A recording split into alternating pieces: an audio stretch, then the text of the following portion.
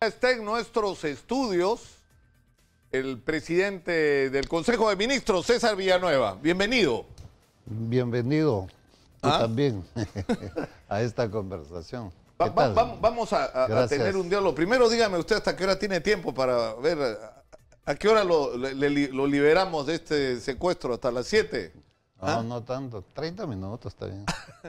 Muy bien, empecemos, señor ministro, primero con el balance del referéndum. ¿Cuál es la conclusión que sacan ustedes de esto que ha ocurrido el domingo? Bueno, sin duda es un resultado interesante, muy positivo para el país. Nosotros impulsamos este referéndum y las reformas que se pusieron a disposición de la opinión de la población, pero obviamente no esperábamos una respuesta tan contundente como esta, ¿no? Lo cual nos compromete a una más fuerte responsabilidad de lo que hoy día tenemos para lograr que las reformas se empiecen rápidamente a trabajar como ya hemos empezado. Vamos a presentar al Congreso en estos días el tema ya relacionado primero al tema de la propuesta de ley sobre la Junta Nacional de Justicia, que es lo más urgente, ¿no? Y después iremos trabajando las otras leyes. Ahora, la Junta Nacional de Justicia tendría que estar, es decir, tenemos una situación absolutamente crítica con eso, porque además finalmente esto nos lleva a esta confrontación que ha habido entre el Ejecutivo y el fiscal de la Nación, el doctor Pedro Chávarri, ¿no es cierto? Donde ha habido, es decir, declaraciones del presidente en el sentido de que le resultaba inconveniente la permanencia del doctor Chávarri ahí, y eso ha sido interpretado como una intromisión del Ejecutivo, pero en todo caso, quien debería resolver este tema es la Junta Nacional de Justicia. Es la Junta Nacional de Justicia la que va a resolver. Por eso es que nosotros nos ponemos a trabajar muy rápidamente para eso. Vamos a presentar al Congreso en los próximos días y tenemos el optimismo de que el Congreso va a tomar esto rápidamente y también lo va a discutir y va a tomar una decisión. Ahora son momentos de dejar las discrepancias atrás y ponernos todos a trabajar en función a la decisión política que ha tenido la población, ¿no es cierto?, en favor de facilitar, ¿no es cierto?, opinar favorablemente con el resultado que hay para impulsar estas reformas. Así que nadie se puede quedar atrás porque el Ejecutivo solo no puede obviamente hacer las reformas, se necesita el Congreso y hoy día nosotros estamos con toda la disposición de establecer una relación dinámica y fructífera con el Congreso de la República. Ahora, hay quienes han interpretado este resultado como una derrota del Congreso, que entró en determinado momento en una confrontación por obra de su mayoría con el Ejecutivo. Y Víctor Andrés García Belaúnde ha llegado a decir que el Congreso tendría que recibir el mensaje y disolverse. Yo lo veo del lado positivo. Yo creo que si bien es cierto que hay una posición de la población sobre el tema de la no reelección, es el momento que el Congreso debe mostrar justamente de que no tiene una actitud de frenar las posibilidades de las reformas en el país, sino más bien de impulsarlas. Porque quedan todavía hasta el 2021 un buen tramo que se requiere hacer ver que la institucionalidad democrática funciona. Y el papel del Congreso es un papel fundamental. Ahora, el problema es que hay reformas que no se incluyeron y esa fue una crítica que hicimos desde acá a la convocatoria de estos 4 puntos, porque, por ejemplo, una de las discusiones que a estas alturas resulta trascendente es la inmunidad parlamentaria. Es decir, ¿por qué debe mantenerse la inmunidad parlamentaria? ¿O por qué no existen mecanismos como la revocatoria de congresistas? ¿O por qué no existen mecanismos como la renovación parcial de congresistas que existen en muchísimos otros países y que permite que cuando la performance del Congreso es insatisfactoria para los ciudadanos tengan mecanismos para corregir esa situación. Y finalmente el tema de los partidos, porque a donde lleva todo esto, es decir, toda esta crisis que estamos viviendo en términos políticos, esa es la profunda fragilidad, desconexión de los partidos con la sociedad, la falta de democracia interna en los partidos, el hecho absurdo de que ahora se pretenda que haya que juntar 750.000 firmas para hacer un partido nuevo. Correcto. Esas observaciones y algo más, sin duda falta implementarlas en el proceso de reforma del país. Pero para empezar un proceso no podíamos empezar con una lista tan larga. Había que hacer una selección de lo básico para iniciar en este proceso a través del referéndum, que también es una herramienta democrática que ha estado en desuso. Hemos tenido que volver a rescatar la consulta cívica a través de esto llamado referéndum para que pueda haber un acercamiento de la población con la clase política, que es lo que no hay, ha creado la crisis, ¿no es cierto? El alejamiento de los partidos de la población y obviamente la población de la clase política en general.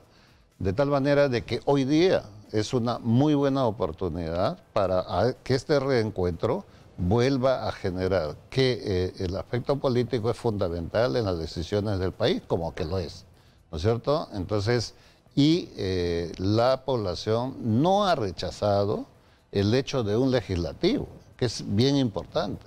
Lo que ha rechazado es a un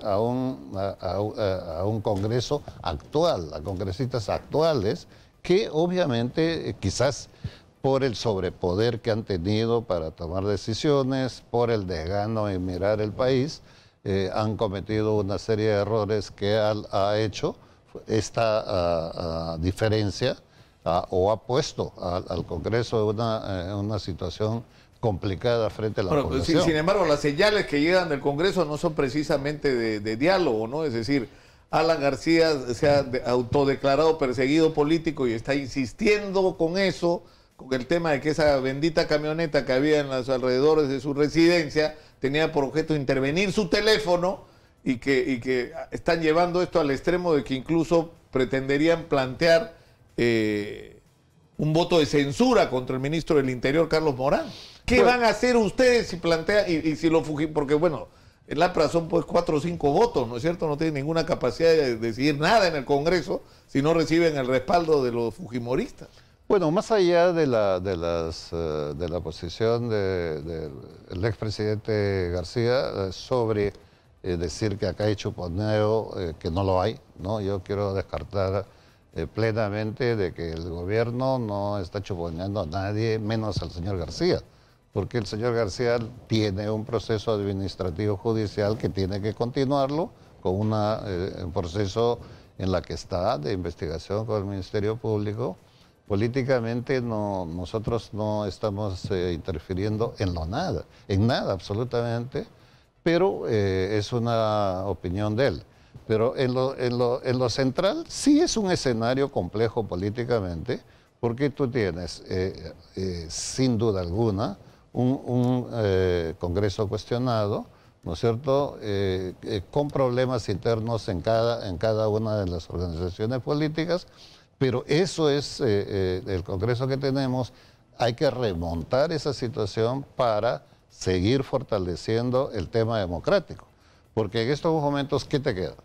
Decir, bueno, no podemos trabajar con el Congreso. Claro, pero ¿qué ocurre si plantean el voto de censura y censuran al ministro de Interior? ¿Cuál va a ser la reacción del Ejecutivo? Porque alguien decía, el Ejecutivo en ese contexto podría ser voto de confianza. A ver, vamos sobre el lado procesal primero, antes que especular. Uno es que el ministro ya se presentó ante la Comisión de Defensa, ha dado las explicaciones correspondientes. Segundo, el ministro ha tenido la transparencia de solicitar la participación del Ministerio Público y la Fiscalía para hacer una evaluación, una revisión de esto. Tercero, ha pedido una auditoría, una investigación exclusivamente sobre lo que se sospecha, de que esos equipos han servido para el chuponeo. Hemos pedido eso a través del ministro del Interior. Se está en ese procedimiento. Dicen que, pero han movido de una computadora, lo han manipulado. Una laptop, que había una laptop. Pero eso con una evaluación, ustedes conocen bien, con una evaluación se puede detectar si ha habido maniobras o no sobre eso, que hay que investigarlo. Es decir, se está poniendo todas las condiciones para que se haga la investigación porque no hay nada que ocultar. Pero igual pueden insistir. Es decir, primero interpelación, de ahí voto de censura contra el ministro. Bueno, veamos el voto de censura, pero nosotros estamos respaldando plenamente al ministro Carlos Morán, ¿no? Porque sabemos de su transparencia. Y obviamente yo y el presidente a la cabeza podemos garantizar que no hay ninguna directiva política. Pero mi pregunta es bien directa. ¿Ustedes harían cuestión de confianza por esto si pretenden sacar al ministro del Interior? Es que no va a haber finalmente la censura. Hay el paso de la interpelación, es un derecho del Congreso. Nosotros tenemos como funcionarios del Estado, ministros, que acudir cuantas veces sea necesario a dar las explicaciones que sean convenientes. Vamos a ver cuál es el siguiente paso, pero no creo que se llegue a la censura. Yo quisiera que vayamos a la pausa, si lo permite, porque por la hora estamos obligados a hacerlo. Pero una de las críticas que se ha planteado con respecto al referéndum es que el referéndum es, digamos, concentrado en los asuntos políticos, digamos, pero que los grandes problemas del país están ahí esperando solución. Bien. Comenzando por la reconstrucción. Y yo quisiera que hablemos precisamente de eso tras la pausa. Estamos con César Villanueva, presidente del Consejo de Ministros en los Estudios Exitosa. Con él volvemos tras la pausa. Lo que está, digamos, diciéndose en el Congreso es, ya no es el gobierno de Peronos por Cambio, ¿no? Si no, no patalearía tanto Mecharados y Bruce y Cheput, que se rasga la vestidura, ¿no?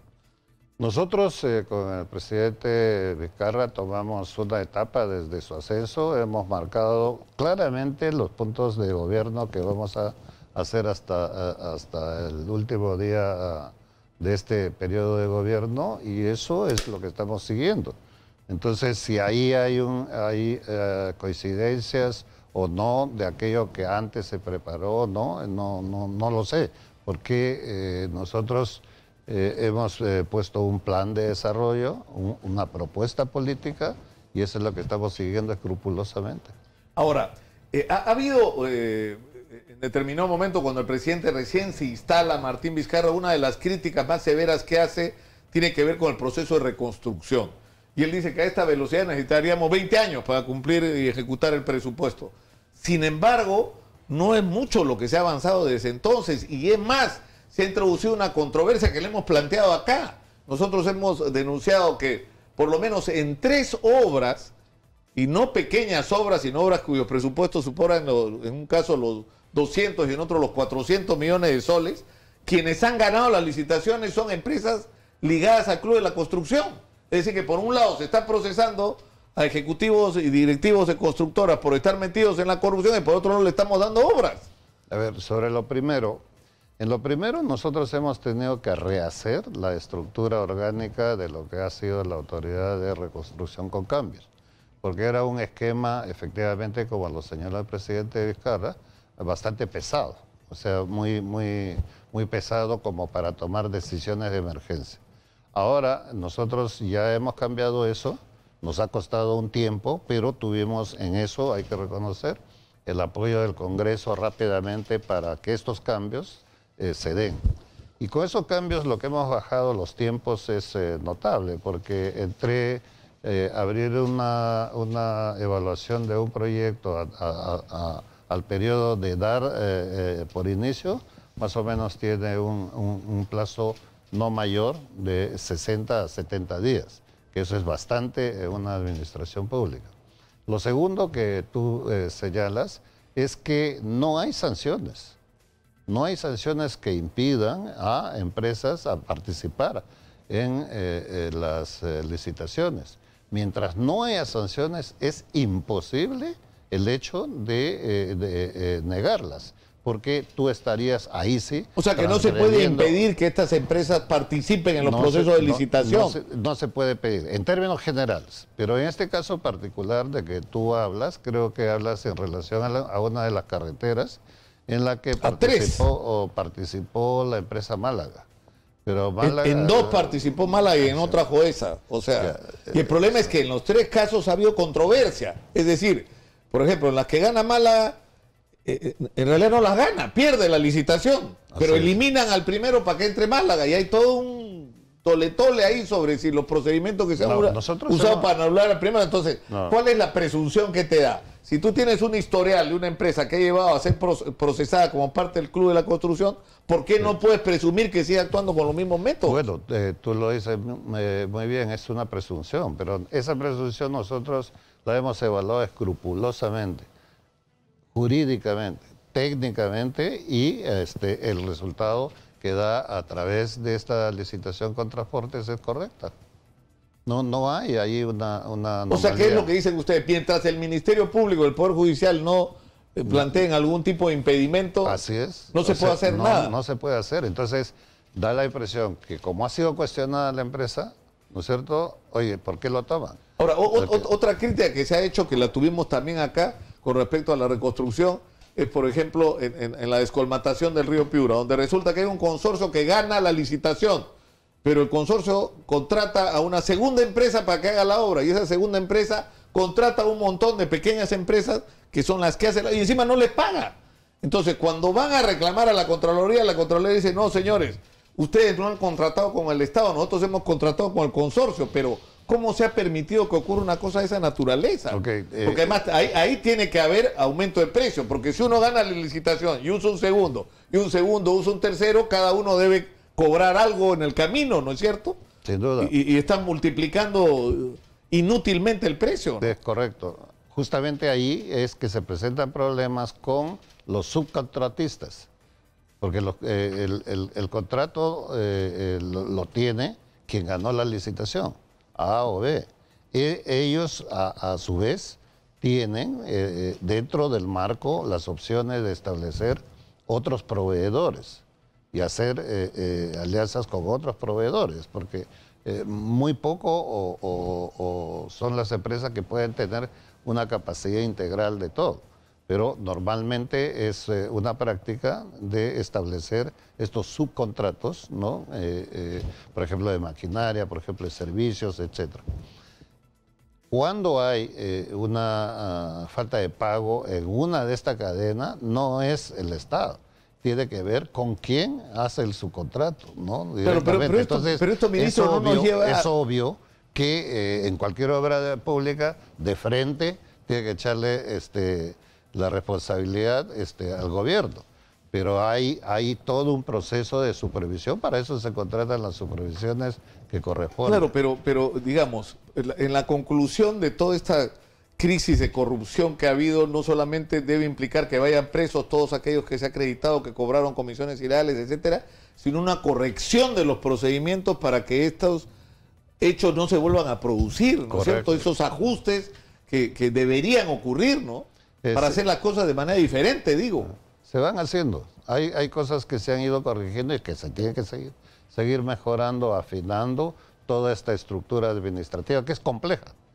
Todo lo que se hace con el sistema de contrataciones es compleja, pero hay que ir avanzando en los ajustes que se tiene que hacer como se está avanzando, pero mientras subsista una norma que permita la participación de empresas que no tienen sanciones, porque para impedirlas tendría que tener sanción, como cualquier persona natural.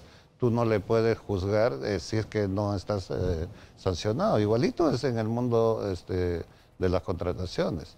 Y cuando se ha hecho un juicio de valor sin estas sanciones y se ha apartado a algunas empresas, esas empresas han terminado enjuiciando al Estado. Ahora, una de las discusiones que hay es qué hacernos con los contratos y las concesiones que se han otorgado en los últimos años detrás de las cuales hay evidentemente actos de corrupción. Y eso es uno de los problemas que tiene que enfrentar Jorge Muñoz al partir del 1 de enero como alcalde, ¿no es cierto? O sea, ¿qué te haces con una concesión como la del Metropolitano, donde resulta que los buses se compraron? O sea, nos deben 1.000 millones de soles, y encima se supone que nosotros les debemos a ellos por lo que han dejado de ganar porque no se ha terminado la obra. Todo es perjuicio para, en este caso, para la municipalidad. El problema es que todo eso se hace con el aval del Ministerio de Economía, se supone, ¿no? Porque nada se hace acá sin el aval del Ministerio de Economía. No, pero el Ministerio de Economía interviene en ciertas fases, ¿no? Pero luego las licitaciones son autónomas, el municipio trabaja autónomamente y cuando establecen estos procesos y tienen un ganador a partir de la propia responsabilidad del sistema que han seguido, de los contratos que se establecen. Ahora, hecho el contrato, tienes que respetar los contratos. Así es la norma. Entonces yo no puedo llegar y decir, voto a todo esto que están acá y voy a hacer una nueva contratación. Pero si se determina que ha habido pago de comisiones ilegales, o si los contratos son lesivos para el Estado. Es correcto que se tiene que hacer la investigación y si hay responsabilidad, las sanciones correspondientes. Pero son procesos que hay que seguirlos. Entonces, el alcalde Muñoz, ahora que ha entrado, si encuentra una situación compleja, va a tener que ordenar y priorizar cuáles son las líneas que en el cortísimo plazo tiene que actuar para no quedarse inmóvil, ¿no? Y dejar las cosas más complejas para tomarlo posteriormente. Pero lo que no quiere decir es que haya impunidad, sino que se necesita establecer las responsabilidades dentro del marco jurídico, de tal manera de que las sanciones que se establezcan sí tienen que cumplirse. Ahora, ministro, nosotros hemos estado siguiendo desde acá un caso al que yo no entiendo por qué otros medios no le dan la trascendencia que tiene, que es el contrato del recojo de basura del Cercado de Lima. Es decir, el contrato venció el año 2015 y decía que al vencimiento los equipos y los vehículos pasaban a propiedad de la municipalidad. Por diferentes circunstancias la licitación no se hizo y se ha prorrogado indefinidamente la vigencia de la operación de una empresa que se llama Innova Ambiental. Pero lo increíble es que seguimos pagando como si los camiones fueran de ellos y como si fueran nuevos, como tienen con 14 años o 12 años de antigüedad. Entonces, el cálculo que hacen los técnicos es que se está perdiendo cada día como 100.000 soles. O sea, estamos pagando de más por el recojo de la basura en el Cercado de Lima. Y cuando hemos tenido la discusión incluso con los señores de Innova Ambiental, la respuesta que ellos dan, pero esto fue avalado por el Ministerio de Economía. ¿No? O sea, es como que esto está santificado por el Ejecutivo. No. O sea, todos los contratos no están tampoco hechos en piedra. Todos los contratos son revisables, sea de quien sea, ¿no es cierto? Entonces, pero se tiene que hacer los procedimientos en ese marco, porque tampoco no podemos hacer como Nerón, a arrasar y quemar todo, sino que hay que ir con los procedimientos correctos para hacer las sanciones, pero no es que un contrato no se pueda revisar. Por supuesto que se puede revisar. Es peor si hay evidencias de irregularidades, claro que se puede hacer. Entonces, lejos de ver la complejidad o quejarse, lo que tiene es que actuar para hacerlo. Nosotros nos hemos encontrado con cientos de problemas y estamos tratando de ver en el marco de la ley cómo vamos resolviendo eso. Por ejemplo, obras que se han quedado a mitad de camino y que tienen arbitrajes, ¿no? Pero ya hemos invertido, digamos, el 50%, voy a poner en una obra. Ese 50% no se puede perder. Así que lo otro puede durar 1 año, 2 años, 3 años, no lo sé. Lo que estamos buscando es que esa parte de la solución jurídica se ponga en otro canal, siga su procedimiento y nosotros tratar de resolver directamente el problema. Hay muchas formas que se pueden resolver, pero tampoco, tiene que haber... Pero tampoco habría que tenerle miedo a cuando tienes la evidencia de que en una obra ha habido corrupción a la hora de concesionarla, ¿no es cierto?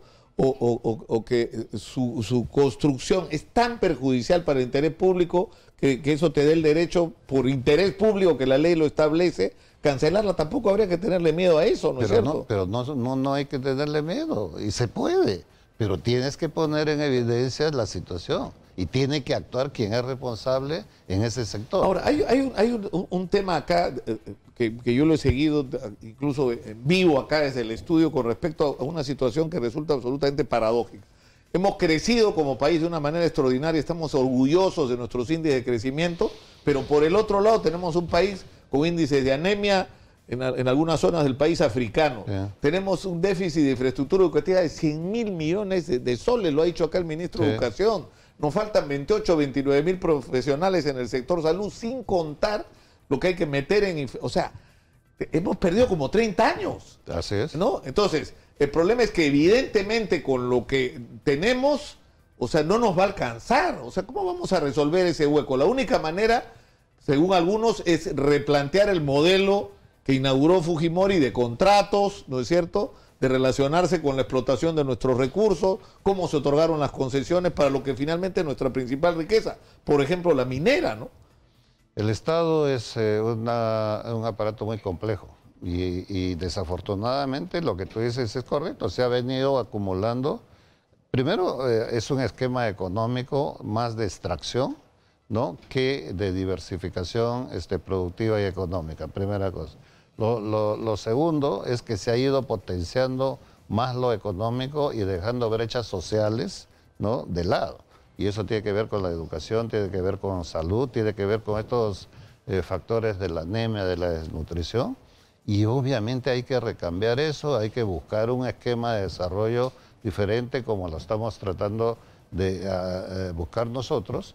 Y donde no sea el crecimiento económico solamente un elemento, hay que tener crecimiento económico, sí, porque de ahí salen los recursos para poder hacer la redistribución en función de las brechas sociales. Entonces eso implica una planificación.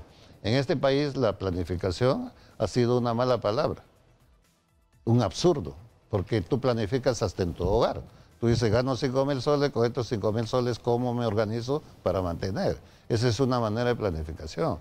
En la empresa privada exactamente igual, sino que acá se ha visto que la planificación es un esquema socialista, por Dios. O sea, las empresas privadas más grandes del mundo planifican y nosotros estamos todavía en las calendas griegas. Pero ahora se ha empezado a recuperar el tiempo. Ahora se tiene una visión de la planificación, ahora se ha empezado lo que eran presupuestos de cortísimo plazo, o sea, solamente de un año, pero ahora hay multianual y empiezas a trabajar el general Roberto Quiabra acá decía que en el momento, es decir, ¿cuál es el gran tema? Que nosotros tenemos recursos que ya quisieran tener otros países, tenemos minerales, tenemos petróleo, tenemos gas, tenemos pesca, tenemos...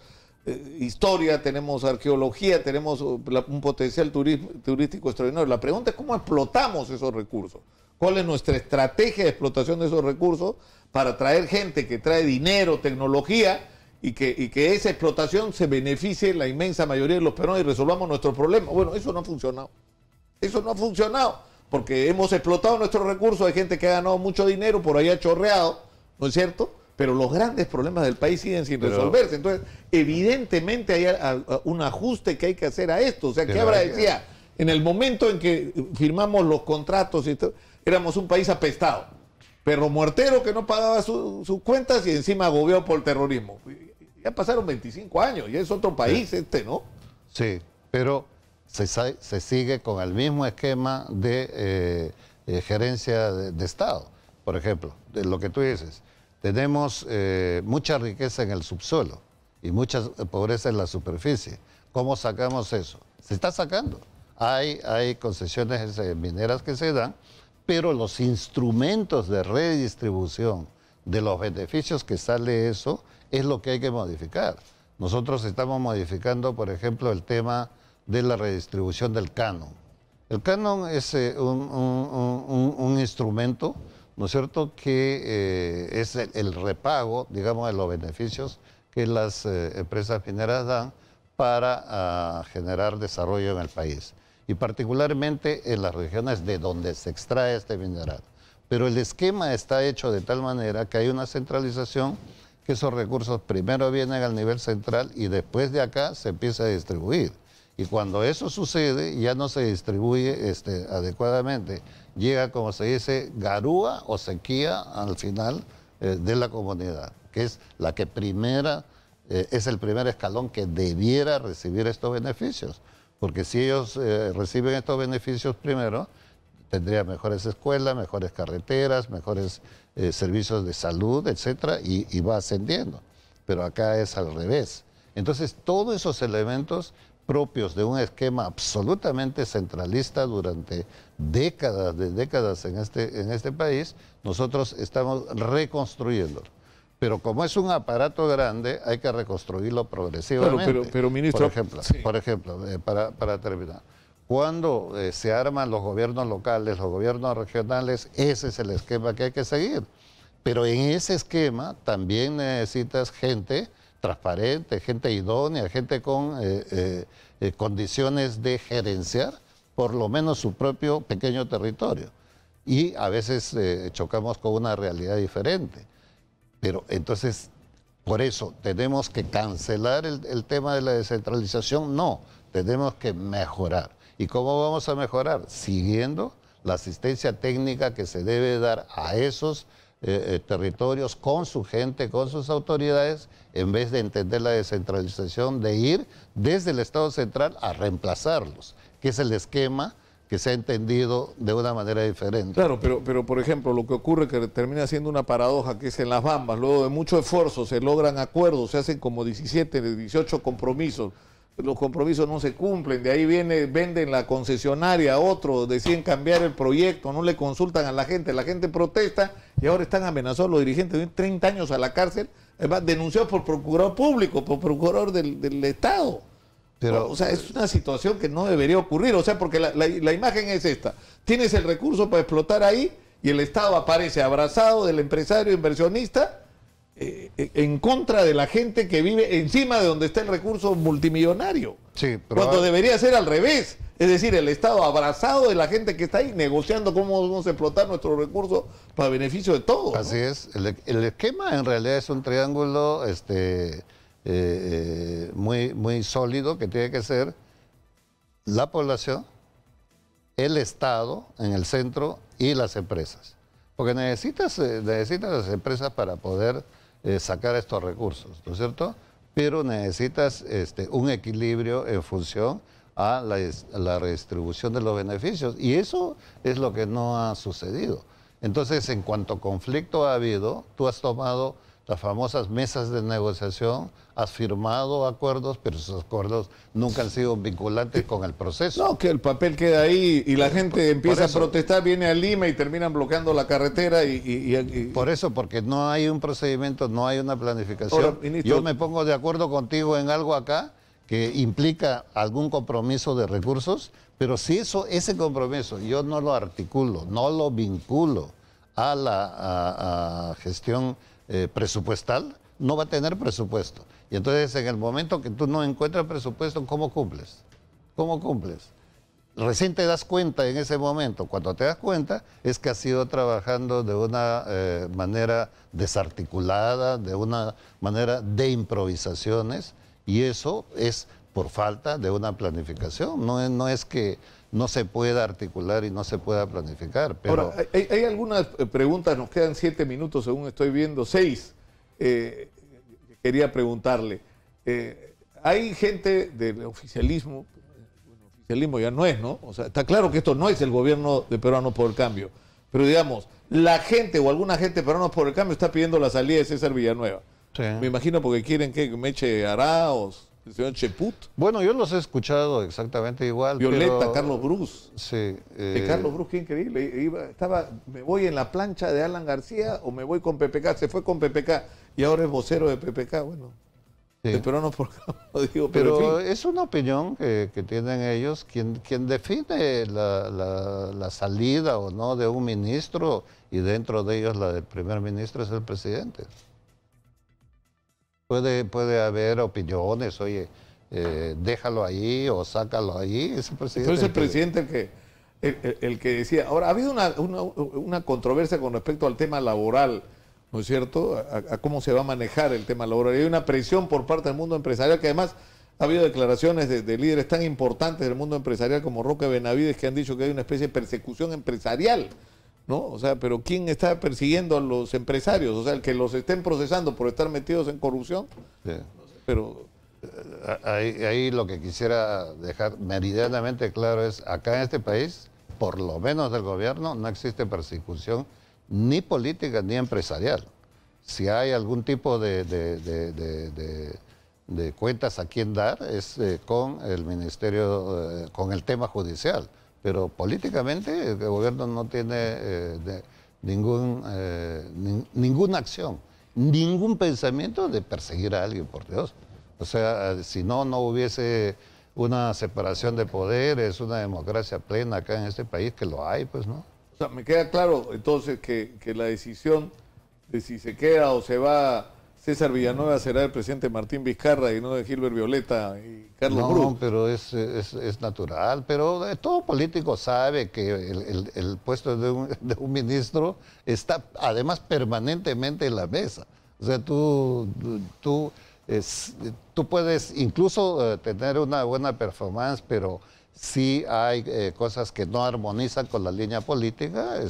Ahora, y el tema, reitero la pregunta sobre el tema laboral, ¿no? Ha renunciado el ministro de Trabajo, hay una situación, ¿no es cierto? Y hay una presión porque supuestamente, es decir, cuando estamos en un contexto en que deberíamos tener el coraje de someter a evaluación lo que se ha hecho en política económica y social los últimos 25 años, hay quienes dicen, hay que seguir con esto, además hay que acentuarlo, hay que ajustar más la política laboral, como si ese fuera el problema de fondo, digamos, ¿no? No, el tema cuando tú vas a ver una reforma es integral, es la reforma económica, es la reforma laboral, es un conjunto de reformas que hay que trabajar y las reformas no hay que tenerle temor. Las reformas son una especie de renovación permanente frente a un mundo cada vez más competitivo. Porque si tú no te reformas, quedas en un retraso que te da enormes desventajas. En estos momentos nosotros estamos ocupando entre los últimos lugares en el tema de competitividad. Entonces necesitamos mejorar esa visión y esa visión tiene que ver con un conjunto de reformas que van desde la educación, del tema laboral, del tema económico. Lo que pasa es que cuando se habla de reforma y especialmente en el caso laboral hay una sensibilidad que es natural, pero cuando el gobierno está planteando esa reforma que la vamos a hacer. Pero la gente le preocupa si lo que va a haber es reducción de las vacaciones, qué va a pasar con el sueldo mínimo, va a aumentar o no aumentar. Es decir, ya hay una situación laboral complicada, ¿no? En el propio sector público, hay como 200 y tantos mil trabajadores que trabajan en el sistema CAS. Es un sistema que ni siquiera debería existir, ¿no? La situación más complicada es no tener trabajo. Entonces lo que tenemos que buscar cómo es para generar más trabajo. Uno. Dos, en un proceso de reforma laboral ni remotamente puedes estar pensando en quitarle beneficios a los derechos ya adquiridos de los trabajadores. Cuando han dicho que yo he hablado, por ejemplo, de vacaciones, de reducir vacaciones. Yo no, jamás puedes tú reducir vacaciones. Pero además, el tema de vacaciones no es en la reforma un elemento fundamental. No es un costo laboral que pueda detener la generación de más empleo. Son otro tipo de costos que no necesariamente son salariales o de vacaciones. Por ejemplo, el tema de los permisos, el tema de cómo la micro y la pequeña empresa tiene que tener más músculos para poder crecer más, porque es el sector que más empleo tiene. Más empleo genera, por supuesto. Claro, pero además es el sector donde por la informalidad no tienen vacaciones. Por la informalidad, en vez de trabajar 8 horas, tienen que fajarse a veces 10, de 12 horas. Eso es real. Entonces, frente a eso, la reforma lo que tiene que es ver ese sector. No es el sector que ya tiene beneficios, ya tiene derechos. Eso nadie lo va a tocar. Nadie lo va a tocar. Nadie va a reducir vacaciones, nadie le va a reducir el sueldo. Vamos a ver, el tema del salario mínimo yo mismo he puesto la cara por el tema del salario mínimo en la época del presidente Ollanta, ¿no es cierto? Obviamente que acá no puedo dejarlo de lado, porque es una cuestión de principios. tenemos que ir mejorando, pero tenemos que mejorar todos. Tenemos que ir bajando progresivamente la informalidad y haciendo que más trabajadores entren en la formalidad. Porque el propio Estado tiene mucha informalidad dentro de sus propias contrataciones. Entonces hay que ir corrigiendo todos esos detalles. Una última pregunta que tiene que ver con el tema laboral, porque, por ejemplo, nos ocurre que hay como 600.000 venezolanos, se dice hoy, en el Perú, ¿no es cierto? Pero la diferencia es que tú tienes un venezolano y un peruano más o menos de la misma edad y más o menos igual de pobres. La diferencia es que el venezolano está altamente calificado porque ha recibido un nivel de educación. O sea, eso es la paradoja de Venezuela, ¿no es cierto? Tienes un nivel de educación y no tienes chamba, ¿cierto? No sabes dónde realizar tu trabajo y esa es la falla del sistema. Pero la educación es la clave para la competitividad. O sea, el país más competitivo es el más educado.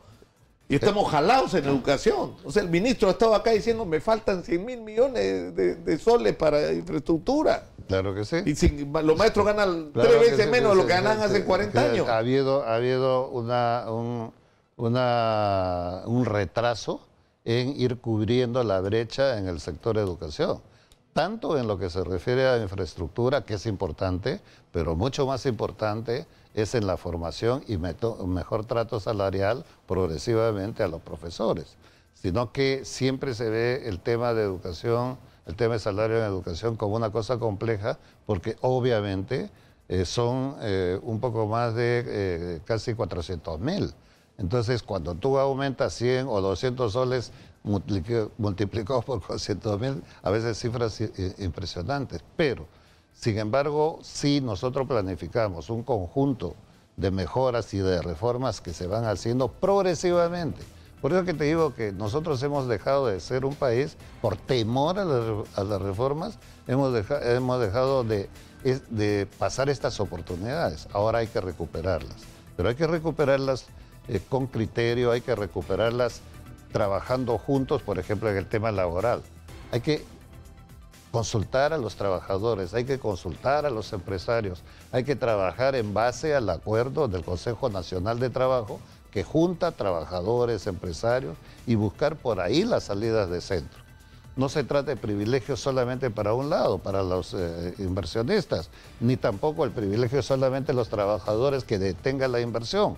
Hay el equilibrio y eso es absolutamente posible si nos entendemos en una política de diálogo como lo estamos haciendo. Yo acabo de reunirme hace poco con los representantes de la CGTP, de la CUT, y vamos a seguirnos reuniendo porque creo que hay gente brillante ahí con los que se puede aportar incluso para la reforma, y ellos no se oponen a la reforma.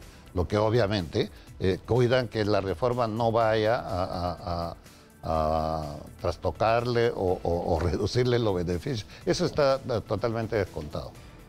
César Villanueva, presidente del Consejo de Ministros, ha estado con nosotros, muy gentil.